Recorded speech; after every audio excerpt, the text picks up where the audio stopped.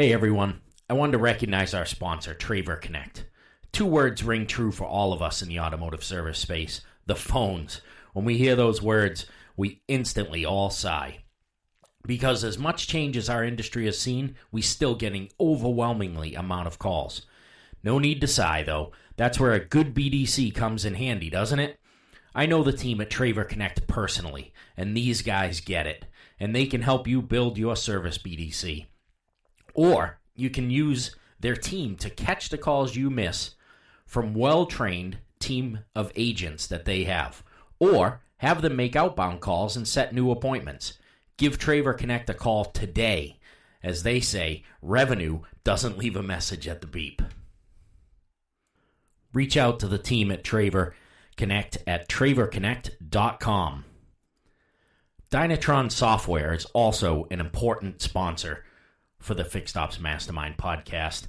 As both technology and the auto industry continue to evolve, every dealership needs to ask themselves a very important question.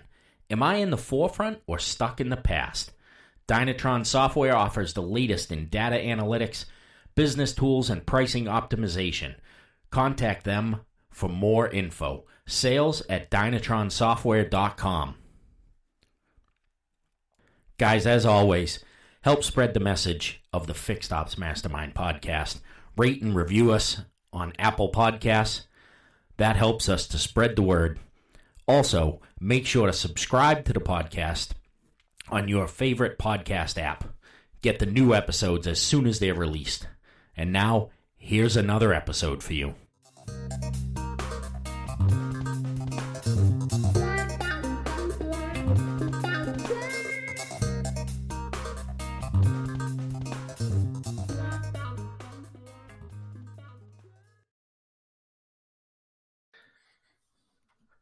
All right, welcome back, everybody, to another episode of the Fixed Ops Mastermind podcast. We are excited to have with us today Tracy Brinkmann, who is the host of the extremely popular Dark Horse Entrepreneur podcast. And Tracy, welcome. Hey, thanks, Dave. Appreciate you having me on the show. Absolutely. Love to have you. Looks like you're in a fun room with that background. I am. This is my office. It's also my Kiss room. I'm an avid Kiss fan, have been since, 1976. Oh, my God, I just dated myself, right? And I'm lucky enough to have a missus that supports this habit. And we have quite a collection of goodies here, including pinball machines and what have you. There you go. I'll tell you, the first album I ever got, I've got three brothers who are all like 9, 10, 11 years older than me. Mm-hmm. And I had a brother who went off to the Navy and sent me my first album, which was Kiss's Detroit Rock City. Ah, the Destroyer album. Yeah. It's funny you mentioned that one. Is back in the, like I said, 1976, I was a big Pop fan. Of course, my dad being in the military, we were over in Europe. So, Pop was all the thing. I was a big ABBA fan and everything.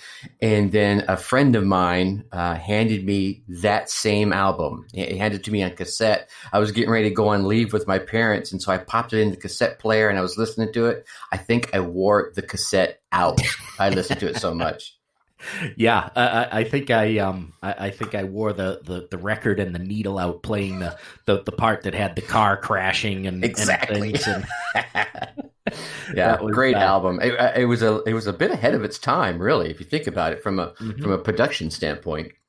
Yeah, absolutely. It was very cool, and that was my very first album with that. I don't even know what year that thing came out, but I think it came out in 75, if I'm not mistaken. Yeah. Yeah, I was going to say it had to be back then, because I think that's about when he graduated high school, 75, 76, and would have went off to the Navy right after that. So very cool. Good stuff. All right. For those in my audience who don't know you, which is probably most of them, traveling in two different circles here, sure.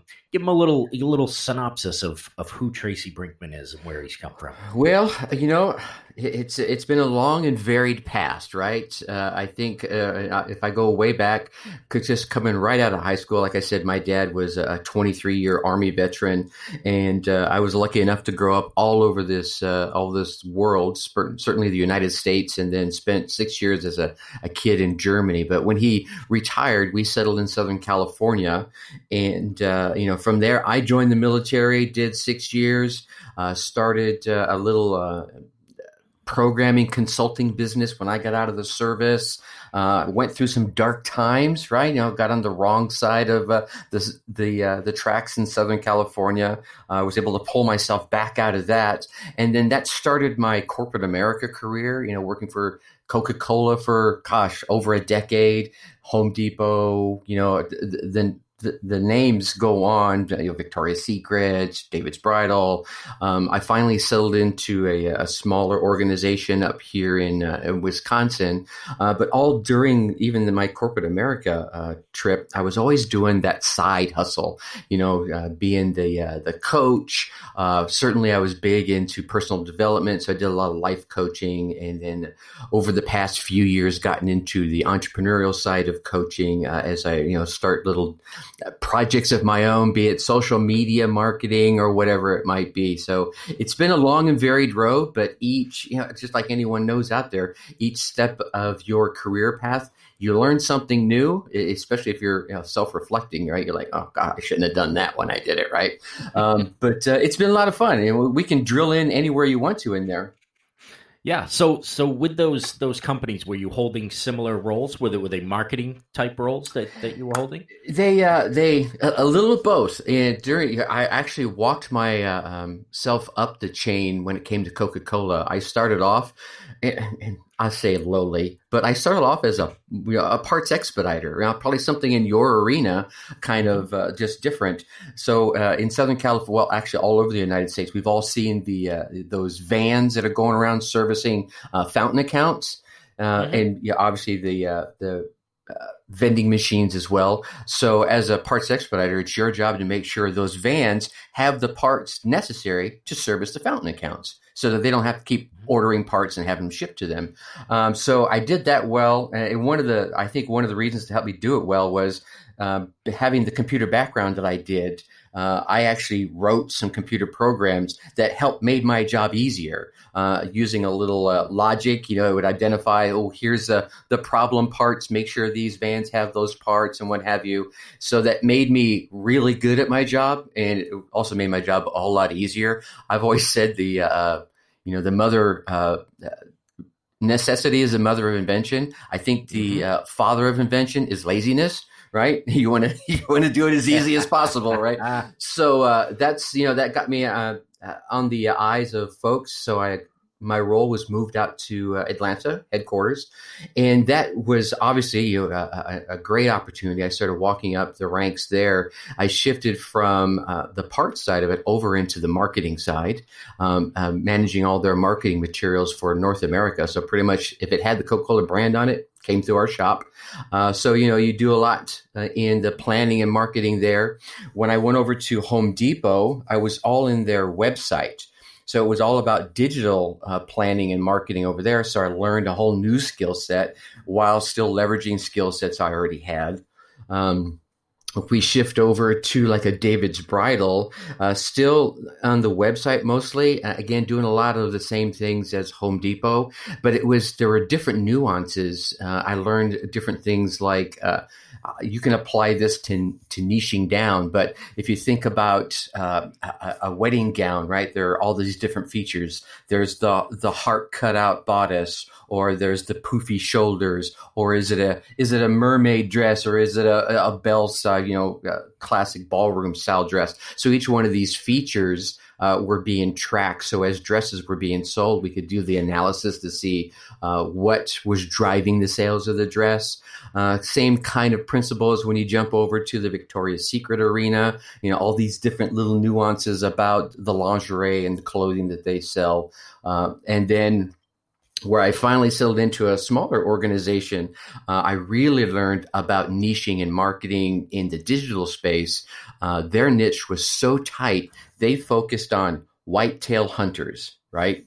Which is really a very small niche, but they did very well and learned a lot about the digital marketing landscape there.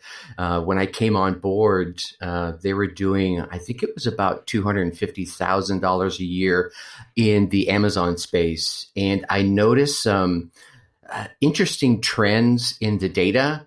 And so I wrote up a project and got it funded through them. And we ended up growing that digital landscape from 250,000 to 25 million in 5 years. Wow. So it was, it's been, like I said, it's been a varied career, but it's been a long, fun, and enjoyable ride. Again, it comes back to learning something from each one and leveraging it in the next one. Yeah, and so Tracy, if I go all the way back to your start at Coca-Cola, sure. The thing that the thread, if you will, that ties those together for me is that you were always seeking a solution and not just worrying about the problem. So your time at Coca-Cola, you had this big problem where you needed to have these parts available and didn't have anything to help tell you what that was, right, that was needed. So you wrote a program for it. Correct. You didn't just go cry to your boss and say, I can't keep track of all I this. can't keep up with it, right? Can't do it, right? You went and you solved the problem. And that's something critical for not just entrepreneurs, but for people in business today. Mm-hmm. I'm constantly telling my team, don't come to me with just problems. Come to me with a solution. Mm-hmm. I'm not telling you have to do my job. It's right. My job to fix things, but at least be willing to offer something up. Don't just tell me there's a problem. Absolutely. Step on that creative gas a little bit. And I think you can build on that one step further is that while you're trying to come up with those solutions, you have to keep your eye on whatever it is that is causing the problem, right? Don't just look at the disease. You got to look at don't just look at the symptoms, right? Dig down into what's really driving those symptoms. And if we go back to, that early days in Coca-Cola, a lot of things would be happening in the marketplace like, oh, okay, well, I need this special O-ring because the O-rings in bar guns, right? They wear out because they get used a lot. Mm-hmm. And so now you're like, okay, well, we're going to have this package of O-rings. We're going to make sure they have those O-rings. Well, then all of a sudden you see folks are having overstock of O-rings. Where if you were watching the market, you noticed that they shifted the style of the bar gun from one style to another. So now those O-rings that you were keeping everybody stocked with, they're no longer needed, except for in a few instances. So now you should have been, if you were watching, you would have realized, oh, that's right, they're changing from model A to model B. I need to throttle back on that one, and I need to start throttling up over here. Otherwise, my solution I just came up with, it's probably wasted. Mm-hmm. Yeah, absolutely. And obviously, as we start to extrapolate that out from a company like Coca-Cola, that 2-cent O-ring, extrapolated out worldwide is a lot of money being tied up in that you never get the news. Absolutely, especially if you consider the fact that most establishments will have a minimum of 2 or 3 bar guns per location. Now multiply it by the number of locations, and you can do the math.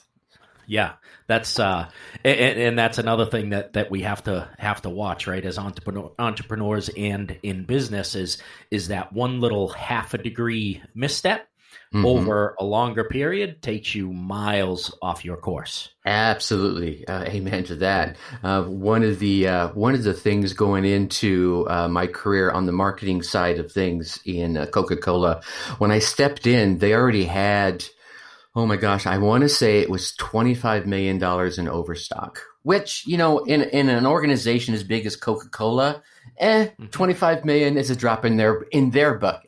But it's still, that's a lot of wasted assets. And so it was, my task to identify, okay, how can we get rid of it? How can we best use it? And then obviously the long-term play is let's create solutions to keep that from continuing to happen. And one of the things in the Coca-Cola sphere is they're constantly coming up with new marketing, being fresh and being relevant, which means some of the stuff that has old graphics on it is no longer relevant. So how can we utilize that? So it was coming up with ideas to wean that down, and then obviously coming up with solutions to resolve it happening in the first place. Yeah, absolutely, and I mean we have the same type of thing with the big car companies too, right? Is they 25 million again to them when you're a multi-billion-dollar corporation is $25 to us. Yeah, exactly. But it's still a lot of capital tied up that can be better Absolutely. utilized somewhere else. Mm-hmm. So let's talk a little bit about the Dark Horse Entrepreneur. Sure. That you've got going now. So what's your mission with that? What are you trying to achieve? I think for me, the Dark Horse Entrepreneur, first, let's talk about what it kind of what it means to me. I think it's those folks that feel like, I have this knowledge set, or I have this passion about something that I want to share with the world, right? But often the world is saying, no, yeah, you don't know what you're talking about, right? And you feel like, oh God, no one gets me. So I think at times we've all felt like that, even for a short period of time. So it's those folks that could win the race or could run at least a really good race, but everyone's saying, nah, you're not ready for it. Mm-hmm. So coming out of that, I think the mission for me, I know the mission for me is to share some tips and some advice, and really some actionable tips and advice, not just, hey, if you're going to do this, then do that over there. And you're like, oh, that's a great idea, but I can't do that right now. But giving them those little bitty things that, if you started doing this today, and you keep doing it every single day, day after day, you'll start seeing the rewards and the growth you're looking for. And because, I'm only so far on my journey, I don't know all the answers. I bring on folks much like you, and bring them on the show and they share their story. And for me, I like folks that have interesting stories that have taken stumbles, bumbles, trips, falls, faceplants, whatever, and just to share with everyone, we're all going through it, right? There's a lot of crap out there, and you've got to wade through it to be successful. And most folks that are quote unquote overnight successes, right, have failed 8,700 times, right? Yes. So they come on, they share their stories, they share their tips and advice, and we all grow at the same time. Plus, here's a really cool benefit, and you're probably leveraging this too. When I get these people on, these are people that are charging hundreds, a couple of them, $1,000, per consulting session. I'm getting free advice from them, and I'm sharing that with my audience. So in turn, they're getting the free advice as well. Yeah, absolutely, and there's a lot of people feeling that imposter syndrome out there, right? Because of those overnight successes that they see on Facebook and Instagram, where they don't show the crap that they went through to get there, which would probably make them more successful and more respected, rather than looking and going, wait, how did this guy get 4 Ferraris? Finding out, about the Toyota Corollas that he drove for 20 years to be able to get there. They don't see that. And unfortunately, what ends up happening with a lot of that is people get a misconception that, they're going to be able to work at something for 4 months and they're going to be a multimillionaire. Absolutely. Or that they start it, rather than pouring money back into their business like this overnight success did for years without spending any of it, they start spending the money to try and look like that overnight sensation, and it ends up hurting their business. But the imposter syndrome is the thing that really sticks with me, because I know we all still suffer from it at times. We all have that at times. I had it really bad for a long time. For a long time, I allowed myself to be held back because I convinced myself, you don't know enough to do X job. You don't know enough to do the job after that. So you need to stay here, and you need to keep doing this, and you need to work underneath this person, and you continue to work underneath this person. And some of those people that I worked underneath were unbelievable mentors, and I did learn a ton from them. But there were probably times when I could have left their side and and done something on my own equal to what they were doing or whatever. And I didn't, because I allowed myself to believe that imposter syndrome that I didn't. You don't really know. You don't really know as much as you'd like to think you know. So you need to stay here. Right. And so how do people start to get out of that, do you think? I think it's really taking that first little step. And that first little step could be picking up your phone, going live on Facebook, right? And just sharing some of those tidbits that you think people want or need to know. And I share that because really, as you start getting that feedback from those that are currently in your sphere of influence, you'll start to realize, oh my gosh, some of the things that I take for granted that I think everybody knows, people are going, dude, I didn't know that. Because it's super simple to you doesn't mean it's super simple to everyone else. People learn at different rates and through different mediums. I know throughout my career, I've always leveraged, data and computer programming in everything. And so many times, especially back in my 20s and 30s, people are going, how do you do that? You have to show us how you do that. And okay, sure. Let's sit down and and let me give you 5 minutes. They're like, dude, no, stop, slow down. For me, it's old hat. I've been doing it since I was 14, 15, right? Mm-hmm. I built my first computer from a kit and learned to program early on. So it's just how my brain thinks. So I make the assumption that everyone thinks like that. Well, it's not true. So if you start going on and sharing whatever you think is a nugget, just go ahead and do it. Heck, even if you're afraid of sharing your face on a live, you could do something like create a PowerPoint, turn that into a video, and then upload that on Facebook and let them. Now you're not even going out there. You can still hide behind the screen, right?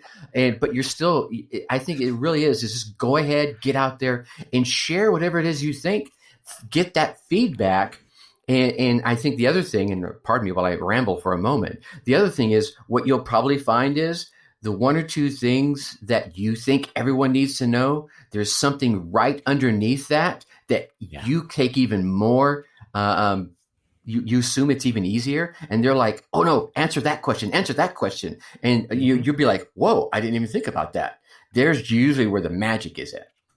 Yeah, and I totally agree with that, and I can identify with that because after 30 plus years in fixed operations, there are things that are literally, I was going to say second knowledge. That's not the thing. They're just common sense to me, and they're just what you do, right? And yet there are times when you do that, or you see something that you just know is not right, and you say something about it, people like, whoa, like you all of a sudden you were Steve Jobs and you're some revolutionary, and it's like exactly. It's like, okay, that's just 30 plus years in the business of seeing things, and I think you're right. Those are the things that we pass off as everybody knows that. Everybody knows that, and everybody doesn't know that. And those are the things that when you start to put yourself out there, you start to realize that there are other things. Everybody, when they start to put themselves out there, I think wants to try and make themselves at, level 99 on the knowledge scale about something. Right. And it's really not level 99 that somebody wants. It's level 12. Right. That of that knowledge. That's what people want. That's the rung of the ladder that they're starting to climb on. And we need to be cautious of that when we get out there and start putting ourselves out there to answer those questions that are below the surface that people want. And how do you know that? By putting yourself out there. Absolutely. Right? And I think one of the challenges is so many, because you're spot on. There's so many marketers or whatever, right? Coaches that are, hey, I'm up here. I'm at the stratosphere. I'm level 99 to use your example. And so many people can't relate to that.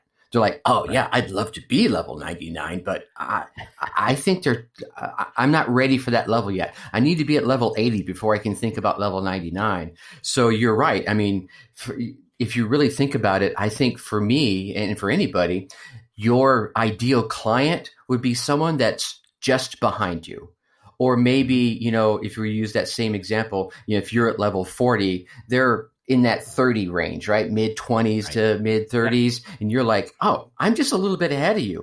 That way you can still relate to each other. You can share commonalities, but you have enough value to give to them that brings them along. And if you keep learning, then you could stay just ahead and carry them along as a client or a customer for a long time. Yeah. And I relate this to somebody you work with and I work with, Zachary Babcock. Mm-hmm. What attracted me to him was he wasn't out there saying, I've got a multi 8-figure business and I'm going to show you how to start from nothing. Right. And be like me. He was saying, look, I just spent the last 5 years trying to crack $100,000. Right. And I want to help you get started and do it too.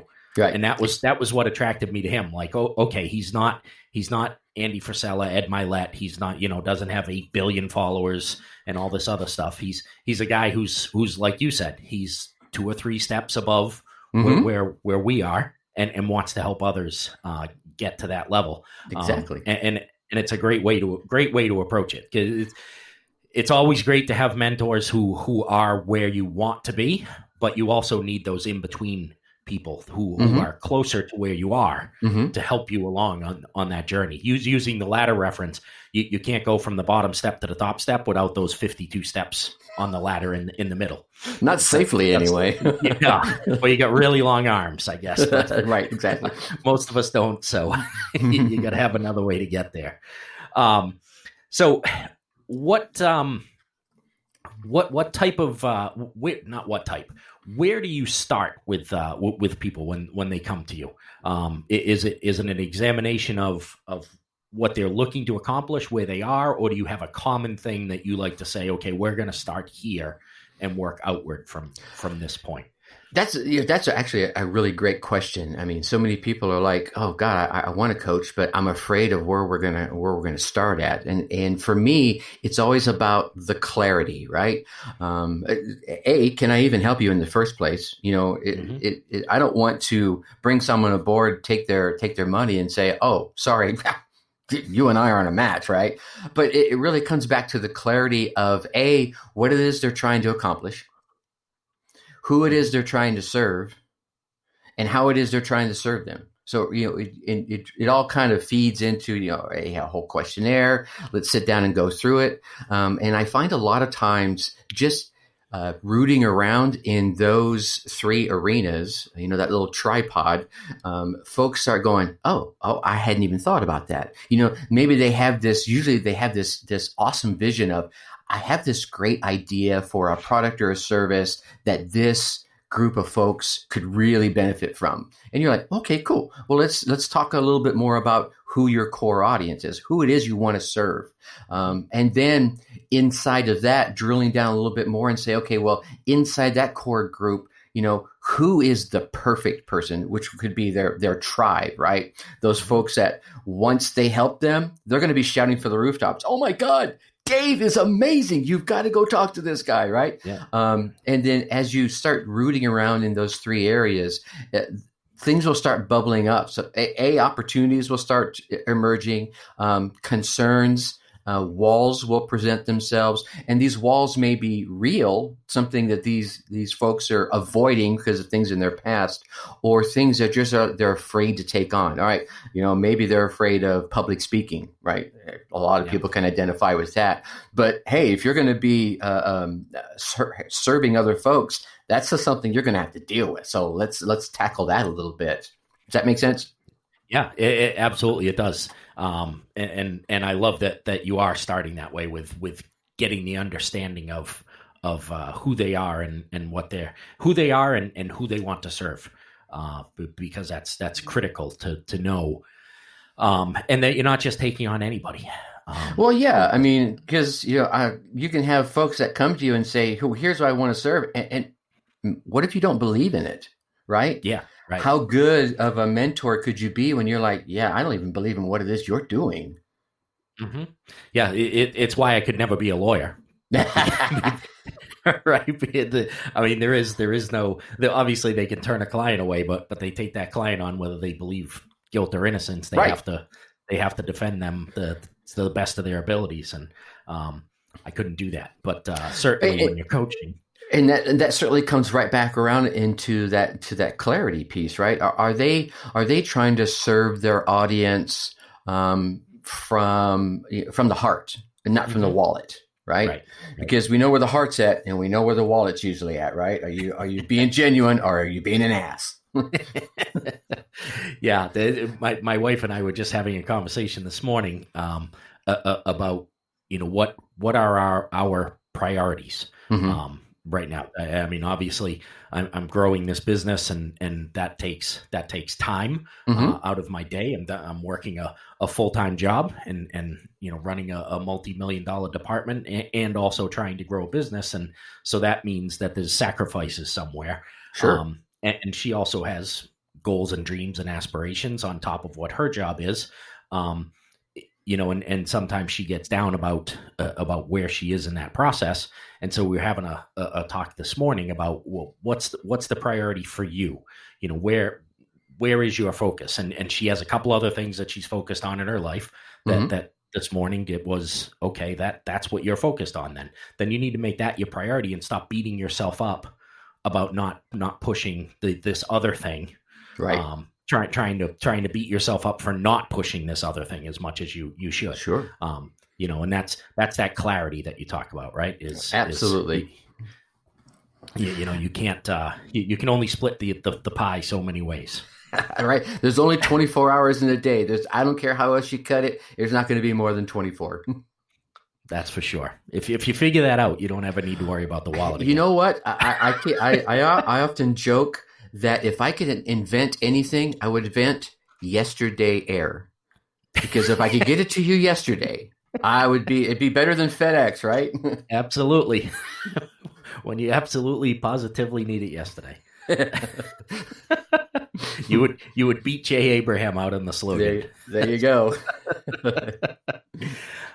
Good stuff. For anybody who doesn't know who Jay Abraham is, you got to go look him up.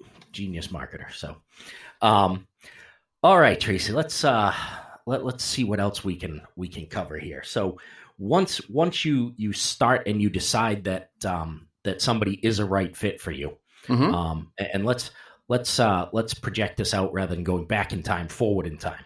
You're now a year down the road. Mm-hmm. What type of program do the program might be the wrong word, but what type of program are they going through? What type of tunnel? I'll call it. I picture a tunnel that they're walking through with different doors down hallway, with different doors down the way. What kind of things have they covered in that year's time? They've covered what I'll call the 6 C's of entrepreneurship. So we're talking really, a business coaching and kind of focus. And I really tend to focus more on the solo and small entrepreneurs, a lot of online digital folks. So we already chatted about the clarity. And once we get clear on things, we'll build on some connections. All right. So we've identified who it is we're going to serve. Now we want to maybe drill in, like I mentioned a little bit, on that tribe. We want to get involved with them, right? We want to make sure there's a solid connection of communication going on, and communication becomes the next one. So as you're communicating, right, and we all know communicating is both ways, one mouth, 2 ears, right? And you should be communicating probably about the same ratio, right? One bit of data going out, 2 bits of data coming in. But in that communication, you want to be, sharing your story, establishing some credibility. Right? This is where I was saying, get yourself out there, sharing your story, sharing your tidbits, and you'll start getting that feedback, and they'll start seeing value in what it is you have to offer. And perhaps at that point, maybe you already have something to offer. There's a problem-solving formula that we'll build on to help you create your quote unquote elevator pitch. And it could be your elevator pitch. It could be your manifesto, right? Whatever arena you're in, you would create something in that communication. Then you'd go through a capitalization. And this isn't, obviously there's some parallel paths that are going, Right. Maybe some of the pieces of this are happening simultaneously, but this is kind of the path. Through the capitalization point, we're going to figure out, and this is the part everyone wants to jump to first, right? They want to figure out how to monetize their mission, whatever their mission is, right? Hey, I want to be a coach. Hey, I want to sell parts, whatever it is. And then inside of that is the biggest stumbling block a lot of folks have is charging what they're worth. Right? They maybe have a great idea and you think, oh my God, that is a great idea. Let's go start working through these first 3 steps. And when we get to this last one, they're like, yeah, I want to charge $97 a month. You're like, what? 997 maybe, right? But they're still dealing with something inside of them where they don't have that worth. And going through those first 3 steps generally raises that up, where maybe on day 1 they're saying 97. By the time they get here, they're thinking, okay, 497. You don't know. Market value of this is 997, right? So you work through that, right? And inside the same arena, I often try to get them to create something. For me, I'm a big fan of digital courses, but it's something where they can stop trading hours for dollars, right? You know, when you're doing one-on-one coaching, obviously you're trading hours for dollars. So you want to have them create some sort of mechanism where they can sell that. They can create it once, spend the hours ahead of time, and then keep selling it and not have to spend more hours in it, except to maybe upgrade it, right? So that's part of the capitalization piece. And then there's the last 2 is really commitment and cultivation. Commitment is really building that solid plan of action, and then continue to modify it as you go forward. So by the time you're a year into it, you've gone through all these other steps, you're still looking forward, saying, okay, I've made it to, we'll go back to your rung example, right? Okay, I went from rung number 1, now I'm on rung number 4, and I'm still looking forward to rung number 7 and rung number 8. And so I keep modifying my plan of action, and I keep holding myself accountable. And if I can't hold myself accountable, then I keep my coach around, or I build into my sphere of influence some accountability partners, right? Maybe you join a mastermind where they can help hold you accountable. And then finally, back, I think the last step, and this really step kind of threads through all of them, is empowering your beliefs, right? Overcoming that doubt and procrastination. And find ways to keep yourself motivated and inspired. And this is a little different for everybody, right? Some people, they truly are empathetic and want to help someone and get feedback. Some folks, it's all about the dollars, and let's be honest, there's, it pays the bills. I get it, right? You got to pay for the food. You got to pay for the missus that go, whatever it is. Right. I don't want to undercut the value of earning money. And I'll never say that, because, we've all been with and without it, and we know which side we prefer to be on, right? So as you're going up, you find out what motivates you. And then we take that one step further. Let's find out what demotivates you. So as we're building that plan of action and taking all those steps, we either figure out ways to avoid those demotivators or some offsetting motivators, so that you don't get to that one point going, oh my God, this is the part I hate, right? You still have enough of those motivators to offset that, to keep you moving forward. Yeah.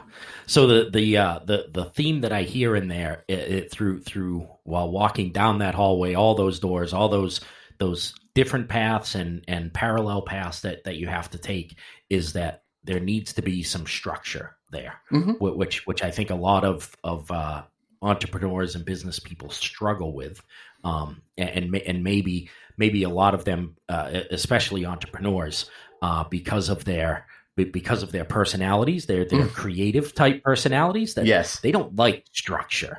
Right, structure's an evil word to them, but it's absolutely necessary to truly build a business, right? That they can be proud of, that they can actually serve people with, that can make their reach greater. Without that structure, they're going to be all over the place, and they're going to be dabbling a little bit here, a little bit there, and they're never going to make that impact in the world that the creative vision in their head has for their business. Correct. And I think that's a great point. And it's not so much structure where you feel like there's a chokehold on you, right? But it's enough structure, given the person and the personality, so that they can be more creative, so they can step out and show their superpower, right? Mm-hmm. Yes. Yeah. They need to, was it the E-Myth book? Is that what it was, where the guy talked about you have to work on your business, not in your business? Absolutely. And it's that type of thing. And it's that type of thing that a lot of us struggle with, is we're so busy being in it that it's hard to get out of it so you can work on it. And having that structure, and then like I was mentioning towards the end there, having that that viewpoint, that plan of action that you keep looking, not 10 steps, right? Let's not look so far out that we can't even hold on to it as a vision. Let's just look a couple of steps forward and say, okay, here's where I am. Here's the next 2 steps I'm going to take. That means the next logical step after that is this. Okay, cool. Yes. I'm going to keep those next 3 steps, because here's what I find happens, and it really blows people up, is they've got those 3 steps, or they're looking 10 steps out, and they take that first step and they're still looking at that 10th step out. And you're like, dude, you realize the step you just took changed step number 5, which means 6, 7, and 8 are completely different. And you're still looking at 10. Stop. Let's just look at 1, 2, and 3. Get 1 done. Look at 2 and 3 again. Are they the same? Cool. All right. Then now let's add that next one, and then rinse and repeat. Right. And I kind of relate that to, I have a 14-year-old son who I am preparing to for him to start driving in a couple years. And so nobody listens to this podcast, so I can say this. I let him drive my Jeep. Around the yard. I take him to a local cemetery and I let him drive so that he can actually get the feel. But one of the things that I'm teaching him is you have to look where you want the vehicle to go, not where you are. You need to look where you want it to go, but you can't look where you want to finish, because that's not in between those 2 points is a big difference. Yes. And if you look just where you want to finish, then you're probably going to hit something. You're going to hit something in the middle, right? Yeah, exactly. But you can't be so focused that you're only seeing the hood of the vehicle. Right? There it is. Right? Or the dotted line on the road in front of you. Exactly. You got to be a little bit ahead of you. You got to look at where you want to go, but you can't look where you want to finish. And you have to, as you're on that path, as you just said, you have to constantly reevaluate where you are, and whether where you just turned or where you just went straight, if that changed what you need to do next. Absolutely. Because it very well could. I like to use martial arts analogies a lot, because I grew up in the martial arts arena, just learned all kinds of martial arts. And one of the great analogies that kind of fits along with that is, when you're going to go strike an object, right? Usually, let's use sparring and competing, right? Okay, in front of me is the person I need to win against, and I'm going to strike them, whether it be in their cheek or their heart. Where you don't aim for the cheek or the heart, you aim 6 to 8 inches past the cheek or past the heart. You punch through it, right? Oh, yeah. So when you're going for a goal, you're like, hey, I want to earn $100,000 a year. Well, okay, well, good. But let's go through that, right? Let's plan for 120. That way, when we get 100, right? We're feeling pretty damn good. That was my goal in the first place. But you've got to punch through, and then how do you rebound from that, right? Good, bad, or different, And like you're saying, now, they blocked me. Well, I need to be thinking 2 steps, past that. Oh, they blocked me. What's the next thing I'm going to do? Okay, and then you step forward.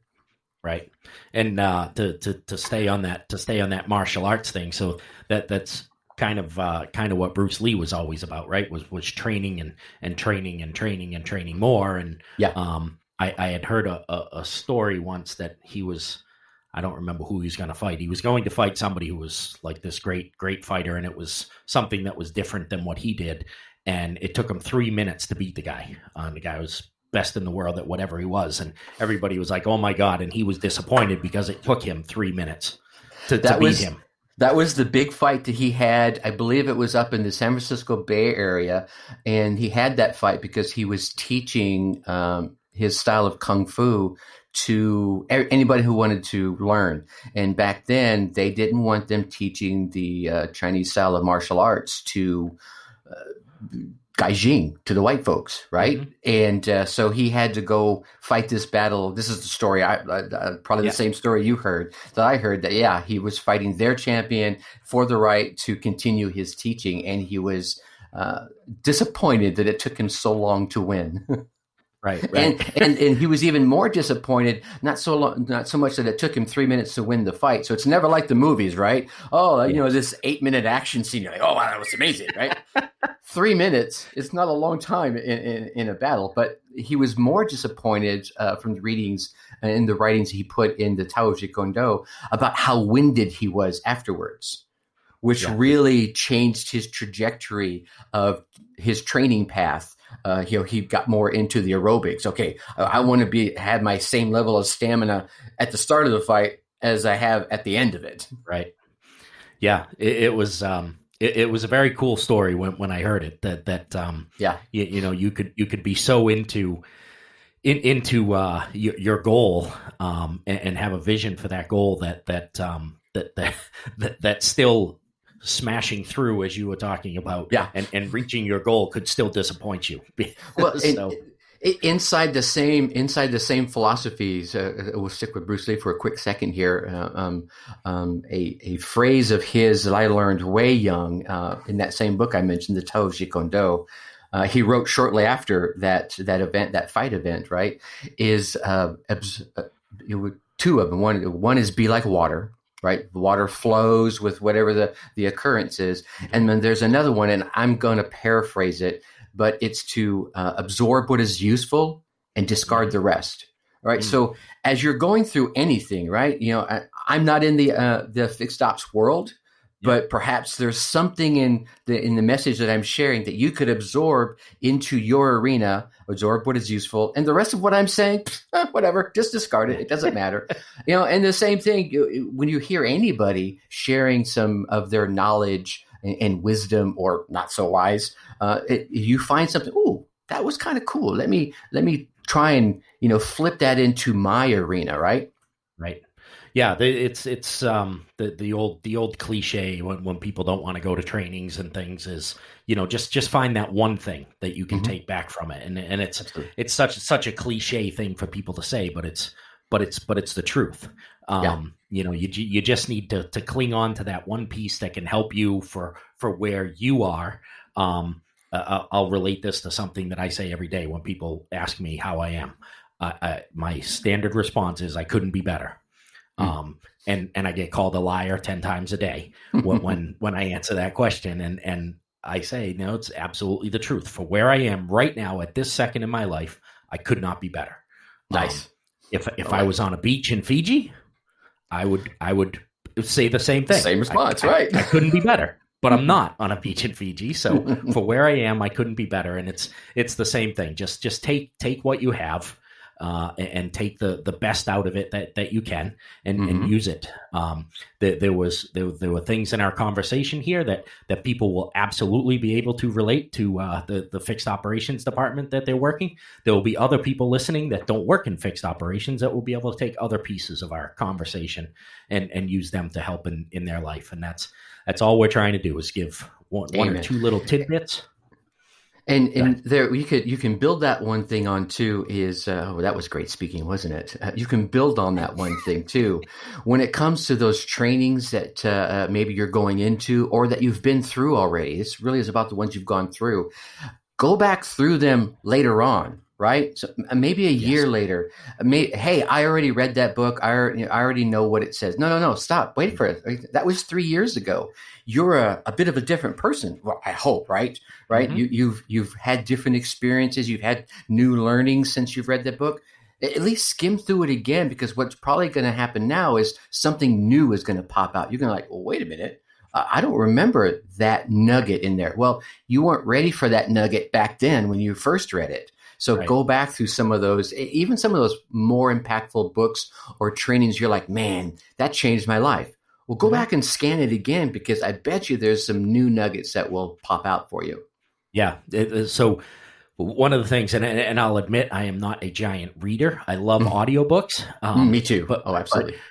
But when you're reading a book, so as people highlight it and make their notes and things, my suggestion is to do it use yellow the first time you read it. If you read it again 2 years later, use orange, and use a different highlighter so that you can separate what you've taken out of it each time. that you've read it. Put a little at the front, make a little legend. Yellow was 1990. Orange was 1989. And go through and I like that.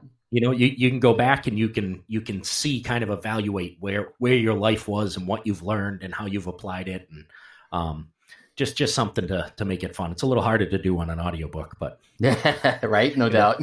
Highlighter all over your phone. It just makes that brings up another cool thought for me. And I don't know how many folks still do this anymore. There was a long period in my days. Oh gosh, we're talking about the Coca-Cola, Home Depot type of days where I was mad. I'll call it journaling, right? And for me, what it was, I'd get up in the morning. It was part of my morning routine. I'd scribble some thoughts down. And then there was a period of time where I'd heard this idea of write your top 10 goals down every day at the same time. And then over time, you'll see them change. So I did that for almost a year. And when you go back and read some of the things that you yourself wrote, you're like, what was I thinking? Or, man, I was brilliant. It's really enlightening. And because I have a bit of a creative side, there's a lot of times I can flip through it and there'll be like a little drawing in there. So instead of trying to write this whole thing down, I would scribble out a little picture real fast. It's like, I know why I thought that, and these things, they bubble back up and they help you remember, where you came from. And then some of the pieces of knowledge that maybe you're not using anymore. And it kind of helps you remember, I almost forgot about doing that. Let me put this back into my world and see what happens. Mm-hmm. Yeah, I know the listeners can't see the video, so this doesn't have the effect that it has for you. But I have this notebook that, or a bunch of notebooks, and I always carry a notebook with me. And a lot of times people will never see me open it, so they have no idea why I'm carrying it. But sure. And I have my pens attached to it that are all different colors. Mm-hmm. And I make notes throughout my day, or as you and I were talking, I was making some notes, and it's just a way to do that same thing that you were talking about.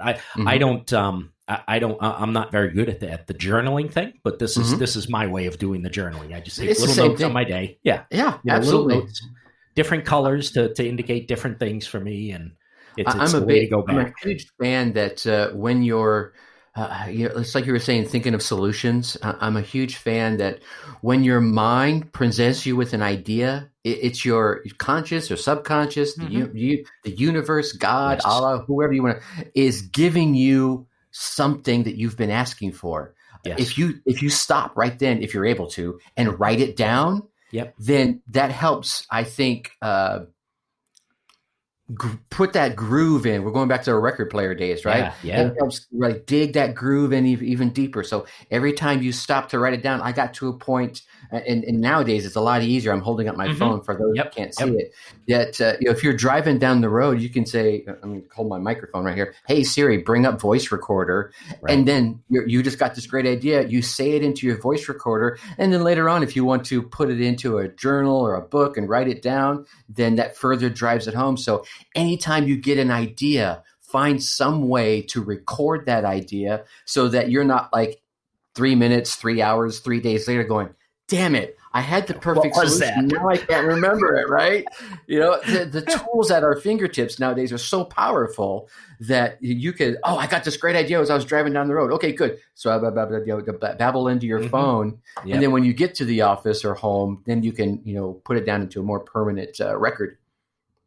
Yeah, and I will tell you, when I first started doing this, it was nothing.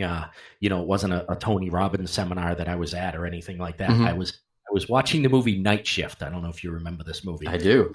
Stupid comedy movie, but there was a guy in it that was always having ideas. And the one that made me think like, boy, I got to start to write stuff down was he was saying, wait, I got a great idea. I think he had a tape recorder that he used to record it into. And he said, instead of having to mix the mayo with the tuna, put it in the can already. And then he went, no. Better idea. We'll feed the tuna fish mayonnaise. It'll already be mixed. And it was that stupid little thing that I was like, you know what? I need to start writing down the ideas that are always scratching around in my head. I got to start writing these things down because as stupid as they are, you never know when something's gonna right. And work. I think you go down this route, I'm a big movie fan, and that is a great old, wasn't that a Ron Howard movie with, I think Henry Winkler was the star, wasn't he? Yes. Yes. Anyway, it really kind of used movies to bring home ideas of, hey, we all have great ideas, right? Mm-hmm. Sometimes the ideas are silly. Sometimes we take them down this rabbit hole, but we all have great ideas. Again, coming back to my earlier point, write it down.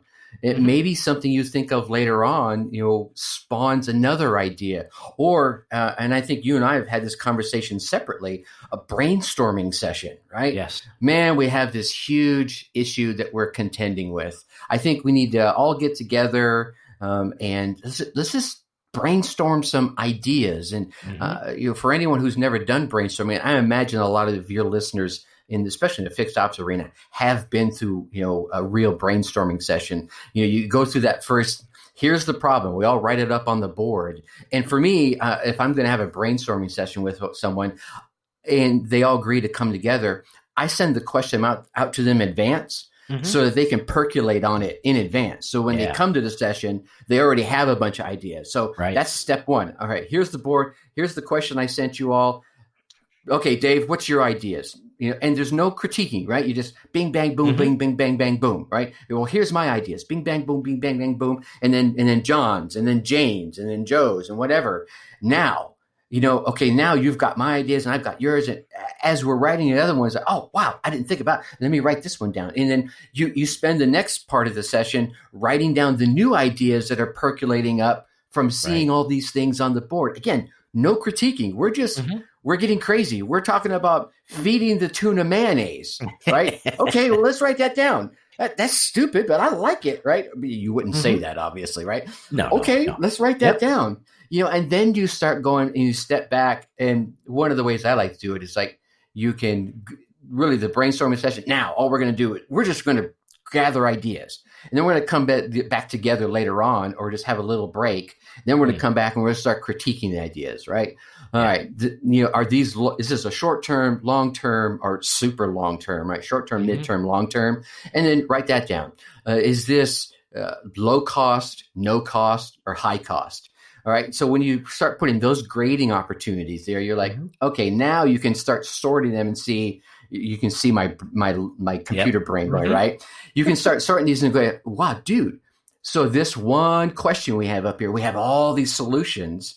Now we have some short-term solutions. We have some long-term, mid-term. So we could probably start with, hey, let's do one of these short-term solutions we all agree is a great idea, and then use that to lead into this midterm solution while we go out and write the project scope and get the approvals from the powers above and get the money for what was really the long-term solution. Now you've solved the problem 3 different ways just by sitting down and talking it through it. Right. Absolutely. Yeah. I love that. And brainstorming sessions are awesome.